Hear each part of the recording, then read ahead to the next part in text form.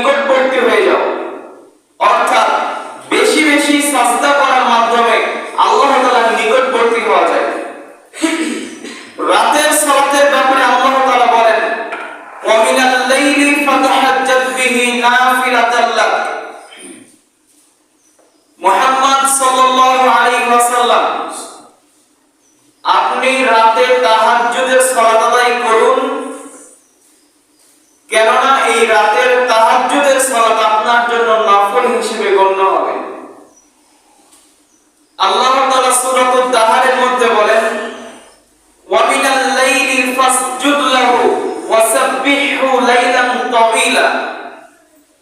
আপনি রাতে আল্লাহ তাআলাকে সিজদা করুন এবং দীর্ঘ সময় আল্লাহ তাআলার পবিত্রতা বর্ণনা করুন। আল্লাহ তাআলা সূরাতুল মুজাম্মিলের মধ্যে বলেন, ইয়া আইয়ুহাল মুজাম্মিল, হে প্রস্তাবৃত ব্যক্তি। আল্লাহ তাআলা এই জায়গাতে মুহাম্মদ সাল্লাল্লাহু আলাইহি ওয়াসাল্লামকে লক্ষ্য করে বলছেন, হে প্রস্তাবৃত ব্যক্তি, কুমিল লাইলা, আপনি রাতে দাঁড়ান, ইল্লা কলিলা, তবে অল্প সময় বাদ দিয়ে। অর্থাৎ এখানে আল্লাহ তাআলা রাসূল সাল্লাল্লাহু আলাইহি সাল্লামকে আদেশ করছেন, আপনি রাতে সালাতের জন্য দাঁড়ান, ইবাদতের জন্য দাঁড়ান, তবে অল্প সময় ব্যতীত।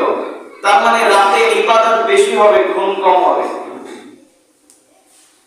এরপরে আল্লাহ তাআলা সহজ করছেন, নিসফাহু আও ইনকুস মিনহু কলিলা, আপনি রাতের অর্ধেক দাঁড়ান অথবা অর্ধেকের চাইতে কম দাঁড়ান।